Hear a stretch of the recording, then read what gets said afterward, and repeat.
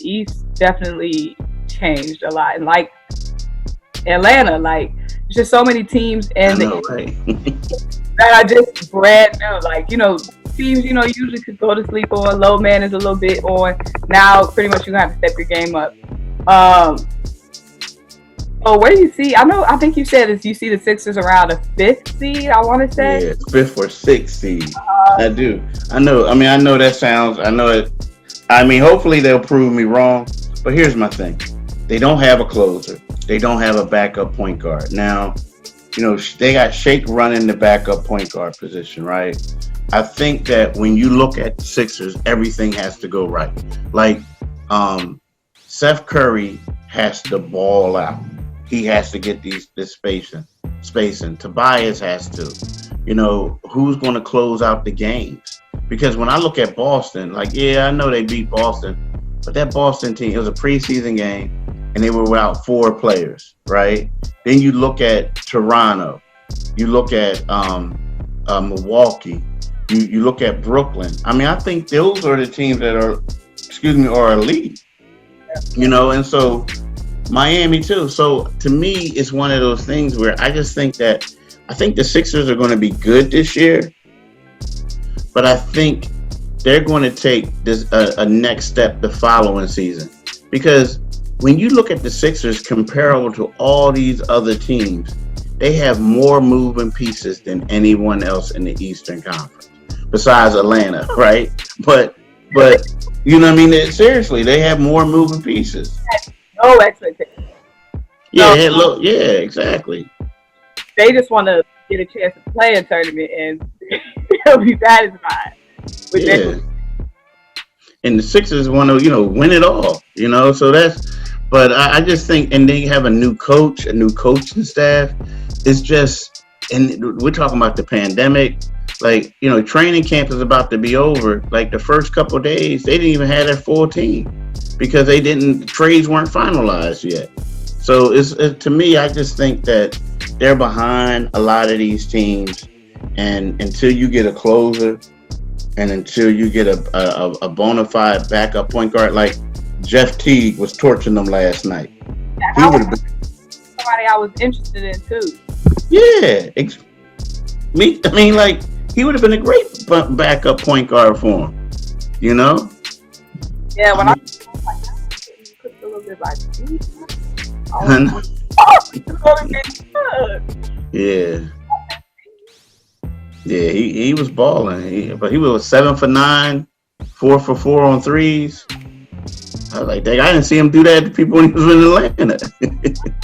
But Atlanta, you know, he had no motivation in Atlanta, which, you know, could go either way because it's like, you know, you're still a professional vet, you still should be coming in doing, but he had no motivation in Atlanta.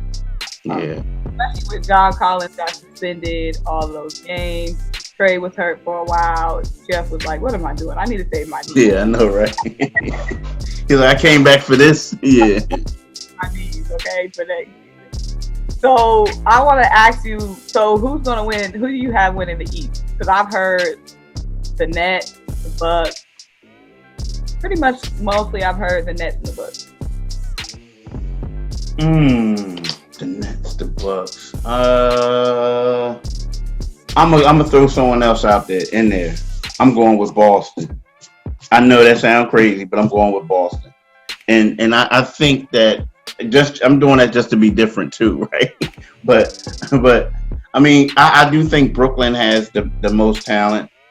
The Bucks seem like, to me, they don't know what they want to do. Like they got this team last year. They lost in the second round, so they blew it up. And then they bringing in new dudes. It's like, you know what I mean? So, but I do like the Drew Holiday pickup.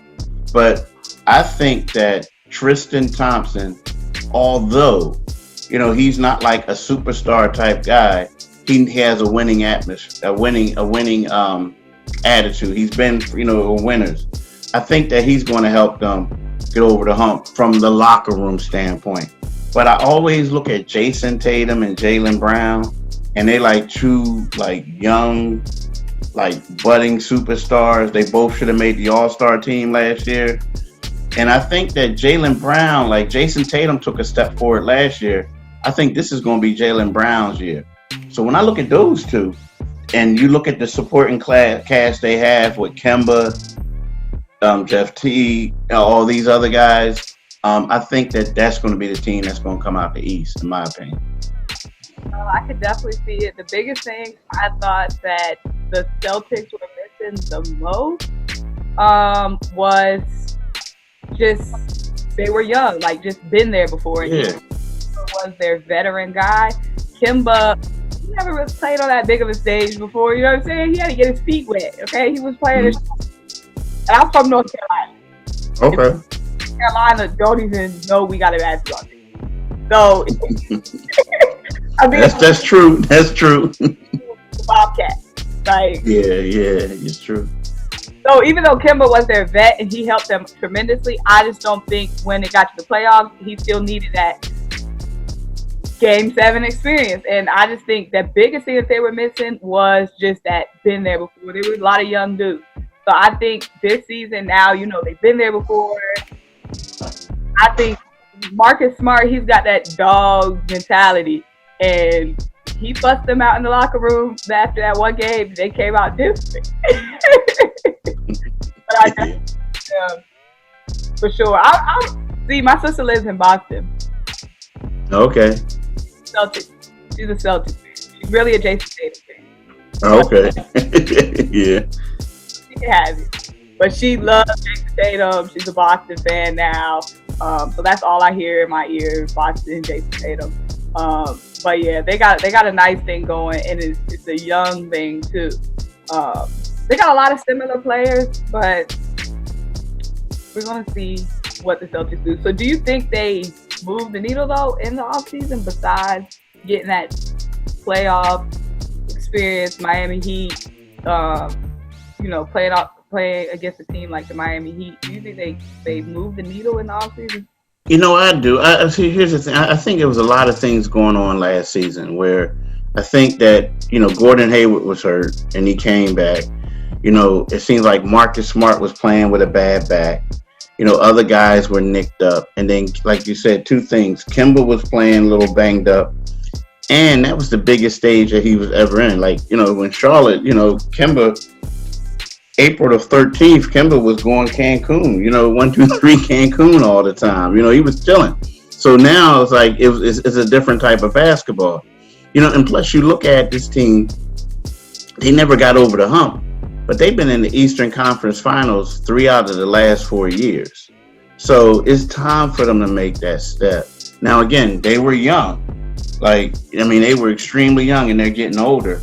I think that they'll be fine. I mean, but the thing is, there's no pressure on them. No one's talking about the Boston